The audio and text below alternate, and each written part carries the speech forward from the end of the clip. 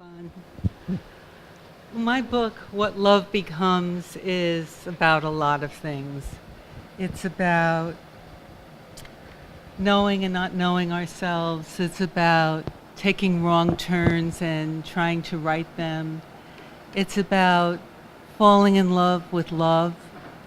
It's about falling in love with perhaps the wrong person, but making that right again.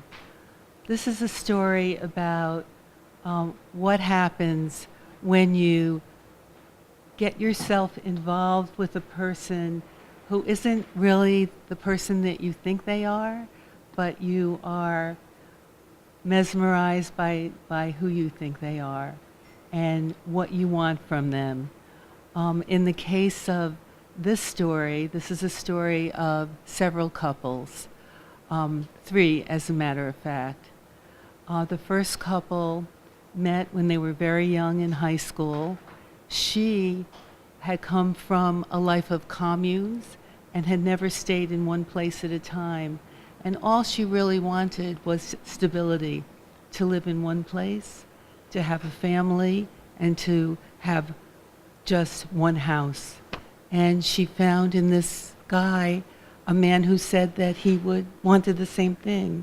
And he wanted that to be that person, but he really wasn't.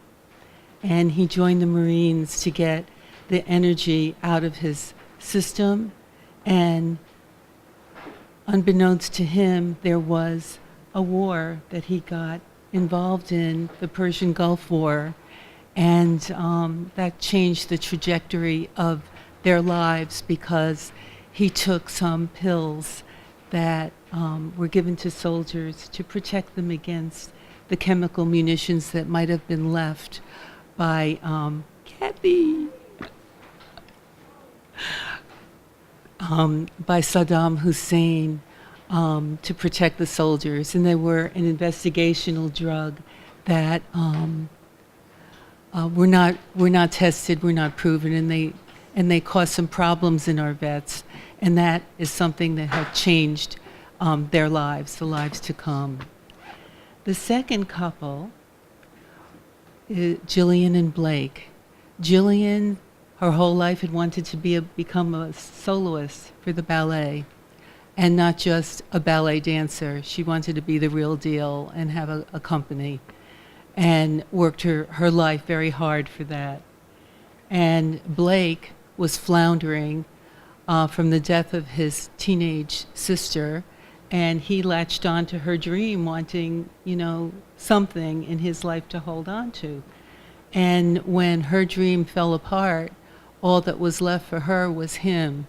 And they had to deal with those kinds of issues of the day-to-day when Miss Type A was stuck with Mr. Type B, and what, that meant for them in the long term. The third couple was more unconventional, and that was Lily, who was an international reporter who lived and worked in London, and she had seen many difficult things over the course of her career, and it had a terrible effect on her. And she had a long-term relationship that was on the skids because she couldn't commit to anything more permanent. And she came back home, and somehow, some way, she thought that finding herself would happen through finding herself through these couples' resolution. Because what happened is that these couples collided when they were combusting, and Lily became embroiled in that. So that's kind of the context for this story. And the way I told it is that I wanted you to really understand the whole backstory of the marriages. And rather than have it told the way that many books are now, in which you are flipping back and forth between present and backstory, which has been driving me crazy lately. I wanted to have one inciting incident so that you would be, on the edge of your seat if you were involved in the story, and have that go into just one night, have a very long backstory, which you would have the unwrapping of the marriages over the 20 years, and then end with the resolution.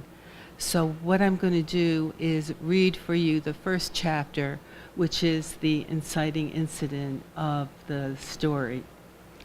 And that involves starting off with Willow, who is the couple that married to the vet.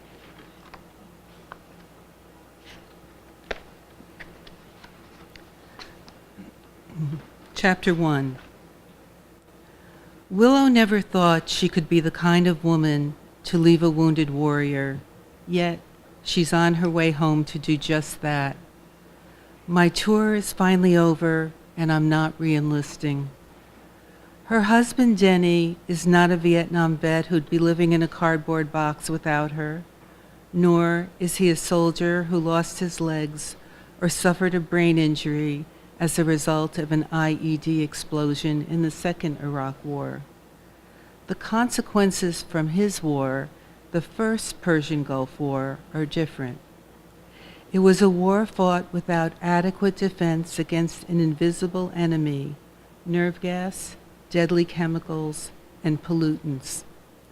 Denny is chronically victimized by his environment now. Triggers are unavoidable.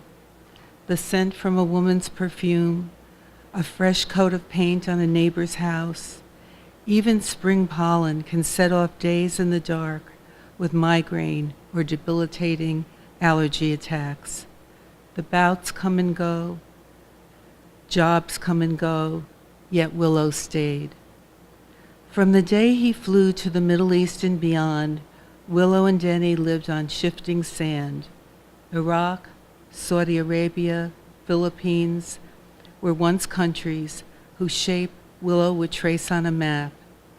What happened to him there changed the trajectory of both their lives. Whether it was oil fires, searing heat, smoke, desert sand lodged in every pore, or the pills he was forced to take didn't matter. Pick one or all. The lingering chronic leg pain and limp he suffered, well, that was another story altogether. He blindsided her when he joined the Marines, just when they were about to get married. When she remembers that day now, she's enraged she didn't run. But then, it never crossed her mind she had a choice.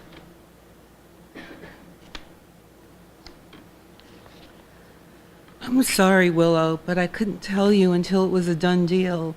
It's something I had to do, and I didn't want you to talk me out of it. Willow's tears streaked her contorted face. No, Denny, this is not something you had to do. We had plans. What about our life? I thought that's what you signed up for. What about that, Denny? I'm sorry, babe, I really am. Think of it as me going off to college for 4 years. It isn't as if there's a war going on. It's a good thing. When I come back, we'll do everything you want. But there was a war. What's more, it never occurred to her that if he could do this, there might be other equally arbitrary decisions he might make. After recovering from the first blows, enlisting without telling her, and coming back as he did, the second more deadly strike was his unilateral decision that there would be no children. Now stopped at a traffic light, Willow grips the wheel. Her grief resurfaces again, red and raw, as she remembers the second worst day of her life with Denny. Are you kidding me, Willow? The pills they gave me caused birth defects. It would be a crime to bring a child into the world knowing that. What? She gasped. No, we always talked about having a brood. It's all I ever wanted. That was before, Willow. Get your head out of the clouds for once. You're a librarian. Read about what's happening to the babies born to PGW vets. You could do that to a kid? Maybe when I'm better we can adopt. He stomped out of the room. Conversation over. Willow was sure she'd stop breathing. When she told her sister that she felt something inside of her tear, she meant it. Autumn was infuriated. I told you to leave the loser when he joined up, and now this? You are not staying with him. You're moving in here with me. That's all there is to it. But she stayed.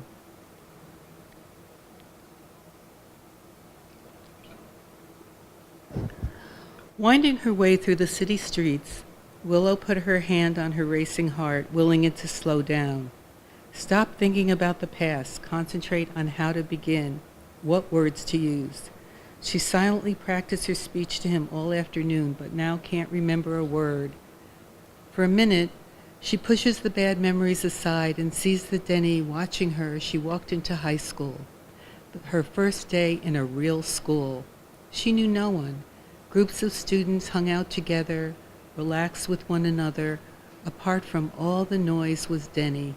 He was leaning against a wall, wearing a football jersey, ragged jeans, and when he saw her, a wide grin. She could never explain it, but from the moment she first saw this red-headed, freckle-faced guy, she was his for life. They didn't date right away, just gravitated toward each other when passing to the next class, then after school. She'd watch him at football practice, captivated by his skill and speed. They'd sit on the grass behind school, cross-legged, facing each other. She'd tell him stories of her wandering childhood living in communes. He'd laugh, twirl her light golden brown curls around his finger, stroke her cheek. He'd call her at night. They'd do homework together. Before a single kiss, they became each other's world. Blinded by her idea of them, she never saw the restlessness pulsing beneath his skin. As one year bled into the next, she knew she would never have the husband and family she dreamed of. Those losses devolved into blame. Implacable, he was defeated and wanted only to turn his back on that time and accept his limitations. She never knows how he'll be when she comes home from school. Moody, agitated, apologetic, energetic, sometimes even loving. Yes, sporadic sightings of her Denny remained. The occasional flicker in his eyes let her know the Denny she fell in love with was still in there somewhere. In the wide swatches of time, she had to think about her marriage. She decided that when the terms become skewed, when worse exceeds better, and cherishing is long gone, it should become null and void. It slowly dawned on her that it came down to this. When the balance of happiness to unhappiness tips all the way over, it's time to rip up the pledge and heave it into the big black hole that grew deeper each year. At least that's what she told herself now. She felt her unhappiness keenly as it insidiously spread, a pool of dark sludge coating her life with sticky residue. Then, one day, something small and unanticipated happened. She had an epiphany. She wanted and deserved more. A single pinprick of happiness was enough to startle her back to life. Sometimes change starts small, but it begins to take up more and more space until it's too large to ignore, as if you don't know how cold you are until you feel the sun.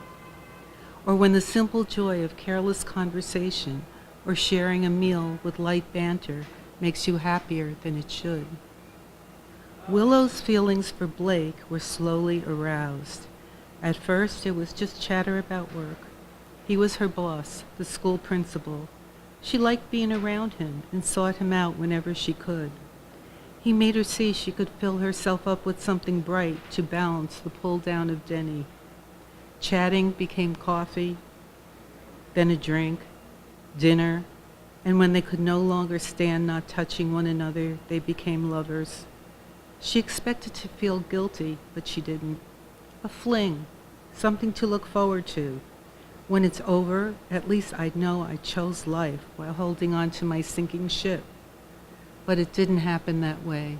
There was no going back. Willow and Blake decided this would be the day they would tell their spouses they were leaving. She would go home and tell Denny. He would tell Jillian. Willow supposed it was a fitting day for what they were about to do. Sunny while they were together. Now it was raining in big sloppy drops. We'll tell them and then meet at the Beverwick Inn. Blake said, or maybe I should be there waiting outside your house just in case. No, it'll be okay. He pulled her close, stroking her hair. Just get in and out fast. Yes, she nodded. I know. What about Jillian? Do you know what you're going to say? No, but I don't want to let her turn it into a harangue. I want to hit and run, I think. No, you don't, Blake. Willow eyes the interstate and considers taking the long route home. She looks at the clock, 5:15. Traffic on I-90 should be picking up. She could sit in bumper-to-bumper traffic, pretending she's a commuter, anxious to get home to prepare dinner or play a game of catch with her kids. The other drivers would probably curse the crawl, while she'd hope traffic would come to a dead stop. No, that's silly. It's too far out of the way. The sooner I get this over with, the sooner I get to Blake. She turns on the radio, pushing the button to change the dial from NPR to rock. You're a heartbreaker, dream maker, love taker. Pat, oh, you got that right. Denny in spades. Maybe she should stop for a cup of coffee to concentrate. She has to choose the right words rather than have a torrent of incoherence spill out. What she does say matters. She needs him to understand this is best for both of them. She must be gentle but firm. He has to understand she won't change her mind. Willow has no doubt she's doing the right thing, yet she can see his face crumble as soon as he understands what she's saying. Despite everything, sadness wells up in her. Stopped at a light, tears blur her vision and stream down her face. She thinks of him alone in their dark house. Where's the damn Kleenex? She looks over her shoulder and sees the box on the floor on the passenger side. It's wedged under her umbrella out of reach. She turns around, letting go of the wheel for a second to flip the box toward her. Stretching, Willow's foot slips out of her shoe and the heel gets caught on the gas pedal. Twisted, she pulls herself back to face front when the car lurches forward, accelerating into the intersection. She hears tires screech, a crashing sound, and the blast of a horn. Willow feels impact, then nothing. Thank you.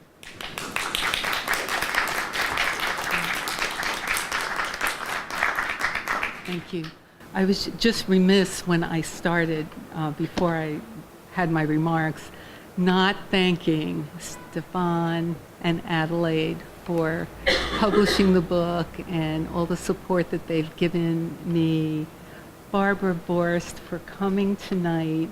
She helped me with some of the research for my Lily character.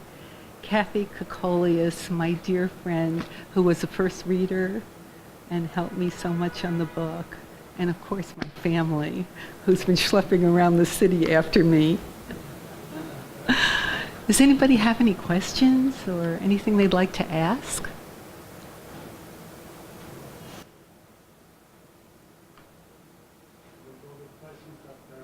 Okay. Good. Okay. I'm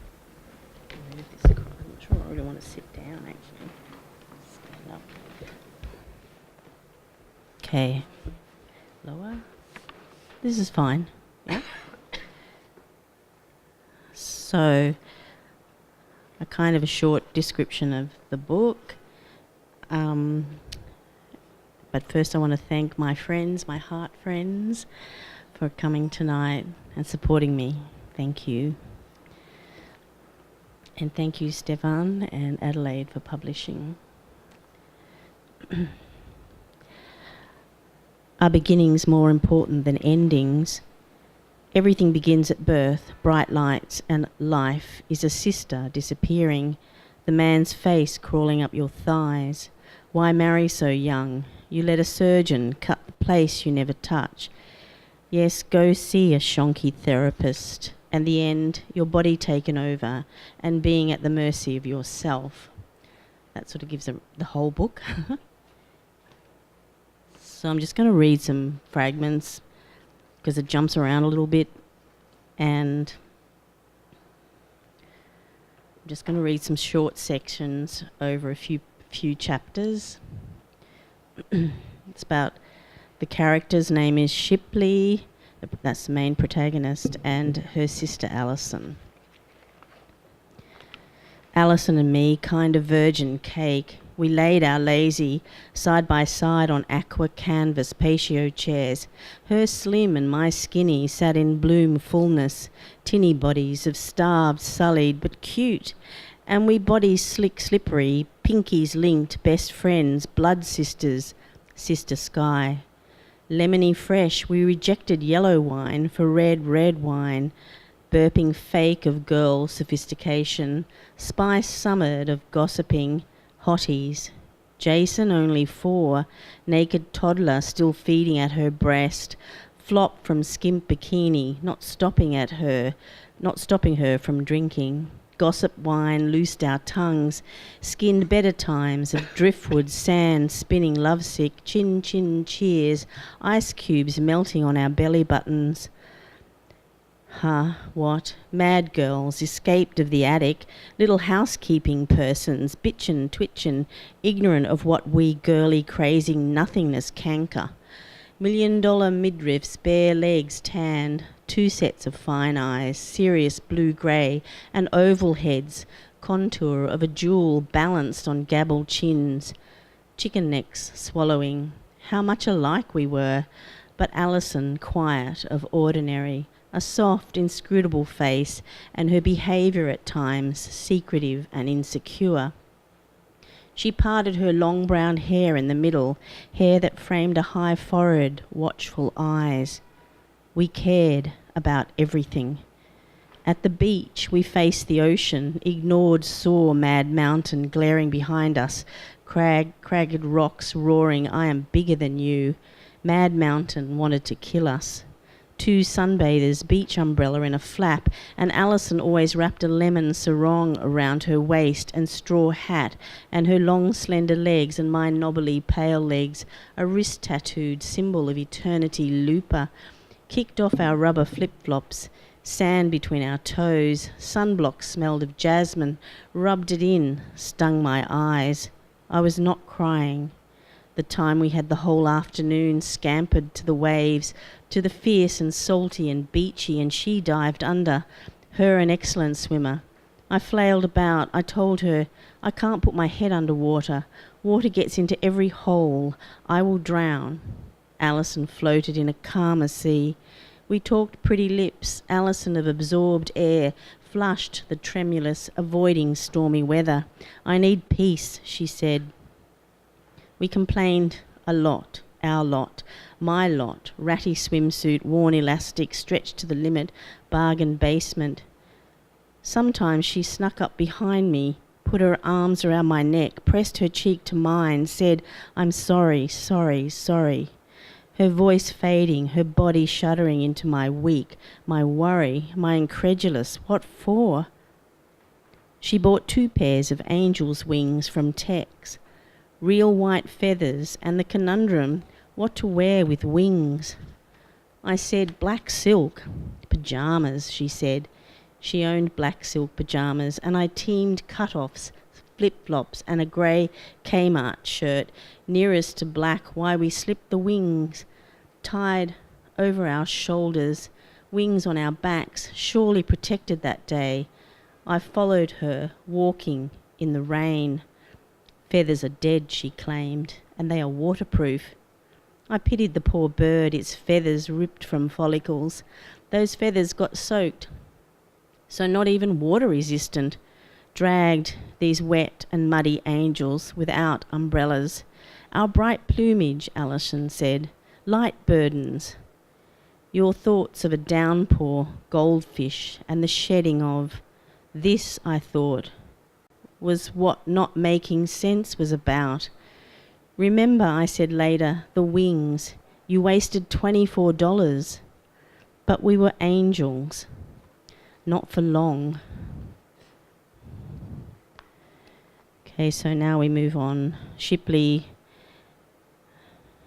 has a boyfriend named Monk. And this is about his mother, Mrs. Quill. Without mentioning the word sex, Mrs. Quill, incapable of letting that particular word stain her skin-thin lips, keen-eyed her sharp at the Friday night dinners, she served chicken, not fish, even though the Lord suffered and died on a Friday. Her justification, abstinence, means not eating from the meat of four-footed cloven animals. Chickens have 2 legs and fish have none. White meat is acceptable. It stops us from being greedy and selfish. She would not let me near Monk.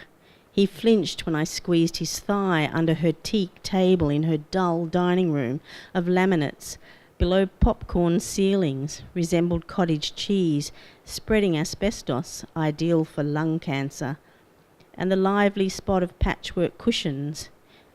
He scuttled to the bathroom, tiled in mawkish mauve, fluffed with nylon mats. I wondered at Monk. In there, an hour. I heard a flush. Mrs. Quill threatened brimstone, fire. Go to hell, oh darling, where do you think I came from? I told her rhinoceroses stamp out fires. I told her the devil on my shoulder said hello. Hell's bells, what are you doing? I told her Satan barbecues sinners over blistering coals and eats the blackened flesh. I asked her, what in the name of God is brimstone? An expression, my dear, of God's wrath. I raised my pencil brows. We haven't done anything. I saw that look in Monk's eye. He was hungry. You can't, you know, have relations. I don't have any anyway. Her firmed over and over, judge, mental, judgment day. Sexual purity must be retained. You will burn in hell.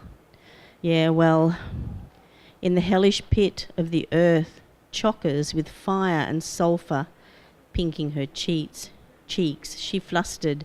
Think of yourselves as cars. If you drive only one car, you'll be content, and you won't want to know what the other cars are like to drive. A small bird, a sparrow, flew at the window, slammed into the glass and fell. Hello. Mrs. Quill waved the purity flag. She lowered her head as if a Roman general about to charge. The following happens if a couple has intimacy before the wedding night. They both become unconquerable. Were they an army, a country, a herd of feral pigs? This battle to keep arousal doorways shut and barred and deadlocked ruined the fun. Her sniffer determined to keep us apart, and this distraction burned the dinner.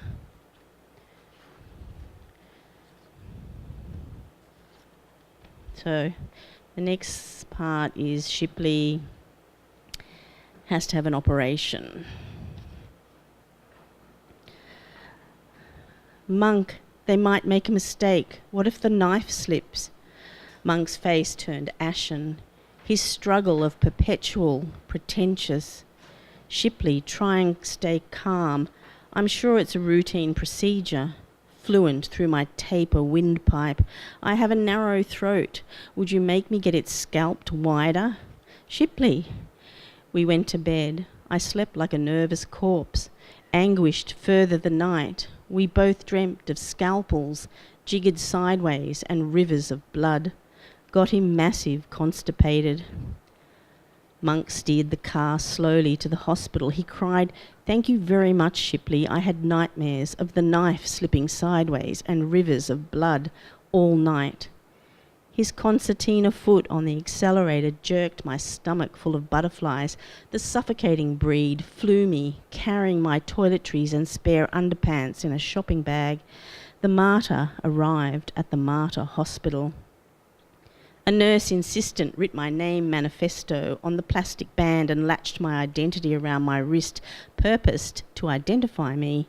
Nursey commanded, "Wear this, young lady." She rustled a drafty paper gown. I shivered goosebumpy, blind and murmurs and hands reaching for me, a little push into razor bed. Tinker, tinker, winded it higher, here we go, woos. Another louder, sterilised, gassy voice of an important man held the hypodermic low and spurted enthusiasm. This should do it, miss. Gleeful, it glanced at my glee chart. Was my cunt marked with an X? It rubbing his antiseptic soap and breathing excitement, surgical masks, ballooned neat. The daft sidestepped the air bubble injected earlier. Into arm or buttock, the jab of calm float. Sight of fluffy meringue everywhere. The air, fluff, fluff, whip it good. Went into, I began gagging, fishy. Monk, don't let them. Those cannibalistic medical maniacs. Monk, save me. My fucking jerk anaesthetised. Ow. Needle fine, lance, spear. Ultra thin, slipped into my vein. The heart stopper. Under hazy mind cloud, hammered me a bitter, got me a pint, sighs lol but sulked unconscious, conscious supernatural me. Hi, hello, a sarcastic way to begin. What's wrong with you? Monk's every hair on his scalp stood up to his petrified, and disingenuous encouragement trickled into inaction. He patted my hand, let's try to relax. I groggy, drifting off, horrible, fluorescent above, then clear and soft. I wouldn't be here in the first place if I did that. Quiet, my cinder call monk. My hand raised, imitating a condemned woman, sent to the death row guillotine, and they wheeled me into surgery, to the sudsy ocean, rushed in and out, waves, did she? Where doctor, taking me, I begged, don't let them garrote me yellow. A nurse leaned over me. It's perfectly normal to be slightly incoherent at this stage. I thought fine and started moaning. Don't let them put a pie in my oven pit. What if they murder my baby tunnel? Pitch dark at the end of. Don't let them stick a lizard up me. Don't let them ram a broomstick up my witchetty grub. Dim sensed the heat of monk about to explode. I waved again, a weak wave at him. He walked backwards, incapable of daring to turn his back on me. He watched me go. My hand fell. Lights out. What if the knife? Trapped price. Conked out. I at no time figured the before to inquire particulars of the procedure. I just accepted without question, letting the delighted cutter hack his way into me. And while the sleeping heart, my out-of-body girl levitating above, I watched, man of mine, sat on a seat, alone on a synthetic chair for hours in the windy waiting room. May as well be comfortable in the empty. A biscuit on his knee, and cup of tea balanced on the armrest, lukewarm the grey swill, crunched him crumbs, bit his moochy bitten, sipped Liptons, and sobbed.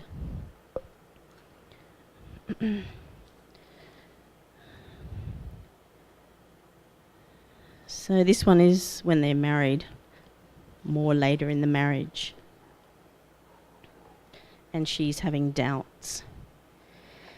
Tried to fit the system, the social infrastructure, hell-bent on modifying the behaviour of every misfit. I purchased a kiddie archery set. I bought a toy pistol, armed myself with a non-existent intellect, and just fired at any posse of dicks charging at me. I pretended the dolly bomber, appealing and appalling woman, not playing with the full deck, without a point or sane reason. Inside my head, the rant of thoughts influenced by trillions of incarnate dreads. This accounted for a delicious portion of countless other mental vagaries, an undisclosed desire to acquire my own personal dick, a disposable dick, a detachable dick, big enough to surprise Monk. Look what fell into my lap. Yesterday, Monk said, I'm at my wit's end. Bollocks. I wanted to slap him right there and then, to whack the wits from his end. Walloped thwacking until Wallop stung his stinger, and he might appreciate what Alison already knew. Pain nobody knew. Pain nobody could explain. Real pain explained. This phantom ached heartache. She said something teary, wrong, suffering. She suffered here. She blamed heartbreak, pain. Pain, the god of pricks, protective mechanism. Pain, yelling, rounding, wronged, with her inner self inside. Pain, the sign of the signal, slammed emotion. Pain was a good thing. Yeah, right. Hell, even though it really fucking hurt. Ow. Monk tickled my armpit. He pinched the skin of my upper arm. Ow. Sweetie, dreamy, do you hear me? I'm at wits. What wits? Shit wits. You have no wits. Hush, hush. We don't want to argue on our day off. What day? Let's not go, God, and the little wife me, obedient and act conjugal, but reverent monk cast his worst at my thirsted, blustered my biddy, chief fucker, busted my buckshee before. They always did, and then the shout at bedevil, be still, be quiet, behave, be gone. These snuffies did not do the trick for dumb Sheila. I guessed it gutted myself in the grind, working long shifts and jackhammers pounding next door. Lady Bottle Breaker groaned, blessed be the broom, face up my arse, and ups and down my oyster lickety, monk content in this pickle shed. Kept his dick from yowling, lusted ham man, that longed peeped his wanting, his battlecock ham hock, rolled onto flat-pack me. We knew missionary, apparently position under pattern of my body, spread in a star-shaped limp. He scrabbled his ins and outs, his rams and grunts, the rolling yellowish eyes, the tender smooch, the gentle brush of his lashes across my cheekbones, the gratefulness, the blushed of him at below. Shamed of that viscous goo, the uncomfortable paste, held it in. This deep breath disappeared it.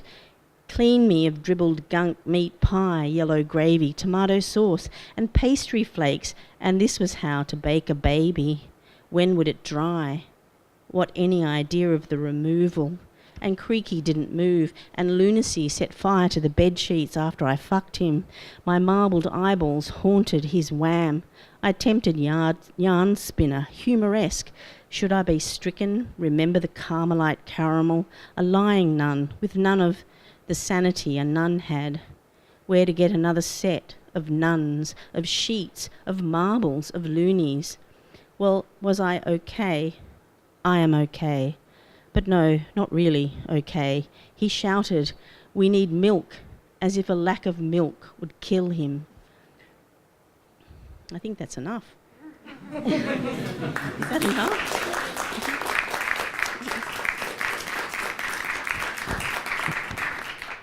This is a great time for Q&A. Does anyone have any questions for the authors?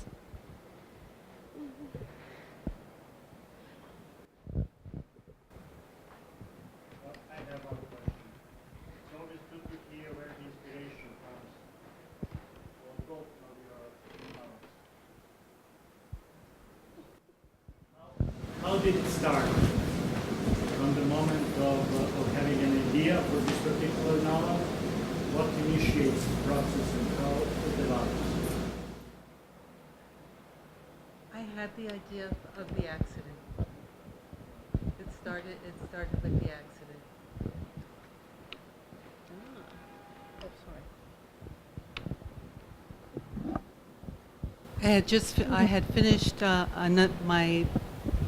I had finished my first novel. And I was empty for a really long time. And I was just sitting around one night, and I had this idea. This couple had been having an affair, and there was a dark road, and they decided to tell their spouses, and one of them, was hurt in the accident. And in the back of my mind, I thought that I was going to do a story about a brain injury because I was interested in music therapy. And I did a year of research on that, and then I just couldn't go there. So I started just writing these characters, and one thing led to another. I don't know where the ballet came from, but I just wanted to do something that I just didn't know anything about. And I had heard about those pills, the PGW, and I'm always been very interested in the effect of war on our veterans, and that kind of overtook me, and I found some people that were very generous in their research, and one thing led to another, and then slowly the book and the story started coming together. This was like a 7-year project. Yeah, this took me a really long time to write. So it didn't come as one idea. It just slowly, developed. And yeah. So, is this working? Yeah. So, the book is kind of auto-fiction, which means I took things from my life and fictionalized them, really fictionalized them, and just based on getting married too young and being quite ignorant, never having travelled, just not knowing very much basically, and then just thinking, well, marriage is forever, but having no concept of what that was and all the things that entailed. And there's also I had a lot of fun with the book. I just put in various stories that were either dreams or just imaginative things, and then magic realism sort of comes in towards 3/4 of the way through, which I kind of was really influenced by the Yellow Wallpaper, I think it's called, by Mary Gilmore. No. Anyway, it's an amazing book. She wrote it in 1890 something.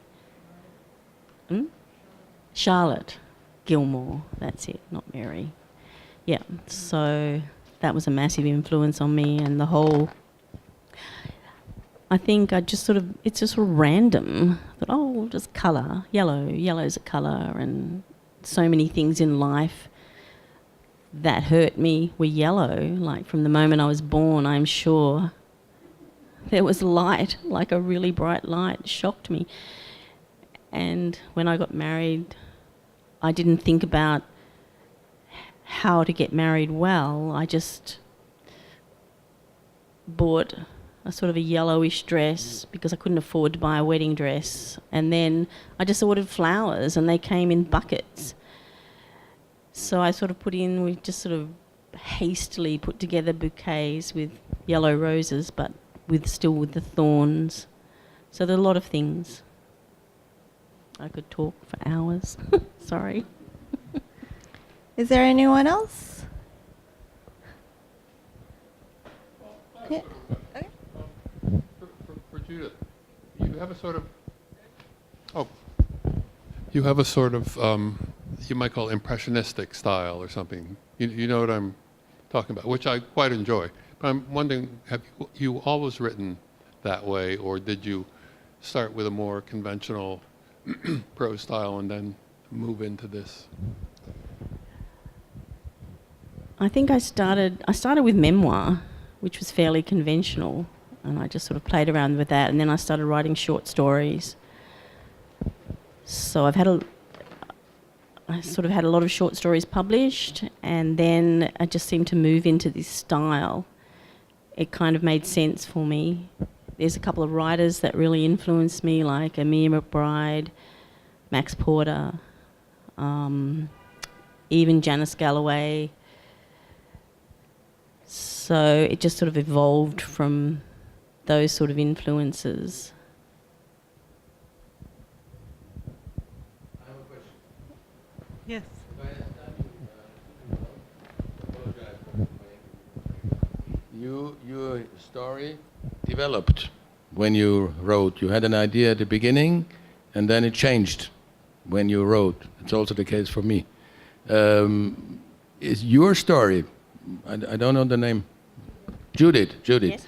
If I stood you right, your story is a personal story, and did it also develop when you wrote, or did you have an idea and you realized this idea from the beginning to the end? No, I think I just wrote a lot of fragments and a lot of chapters over the years, and then it just became a novel, basically. And it doesn't really have the structure of a novel. It's quite random. It's a bit of a mashup. And it's just, I just like playing around with it, basically. I didn't really take it too seriously as a novel, as what you call a novel. And I'm kind of the same with my short stories. How do I explain it? I think I do focus on loss and broken relationships, but I think I can sort of inject some humour into that in quite a bizarre way. So, yeah. Yeah, but I wanted to know, when I'm writing, my story is developing. It's creating a self-energy, and it goes in another direction as I intended in the beginning. And I think this was the case with your story. Definitely. Did you also have this? Yes. Did you also have this experience? Did you make this experience that you have an idea at the beginning, you want to write something, perhaps you don't know exactly the end, but you have in mind what you want to write, and then the story develops this self-energy and goes in another direction as you wanted in the beginning?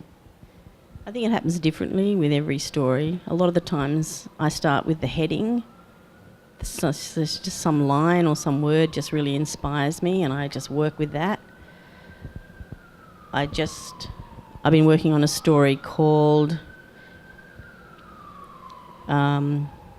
We Smile a Smile We Don't Believe In, but inside we feel like screaming. And that has so many possibilities. So, and I've written other stories with, I think the title starts me, or something from my life. And I'm not, I know you're supposed to disassociate your life from, say, a novel, but I just don't care about that. I think my life's been really interesting. This is probably the most boring part of my life that I've written about. Yeah, I think for you it's more personal, but for me, and I think also for you, it's I think it's like a therapy. When we are writing, we are influenced by what we are writing. We are changing. We are living something through. We're going something through that we didn't know before, and only if we make this experience, I think also our readers can make the same experience. Well, it's nice to create a new world. Yeah. You're creating a world of characters that you don't know. I mean, you know something about them, but they live and grow as you're working with them. Yeah, exactly. And that's something that's really unique to writing. That's lovely. Okay. Thank you. Is there anyone else? All right. Yeah, thank you so much for coming. We are selling the books right by the registers. Sorry about that. Right by the registers, right over there. I could check you out. The authors will be signing copies of the books if you'd like. All right? Right over here. Thank you so much for coming, everyone. Thank you.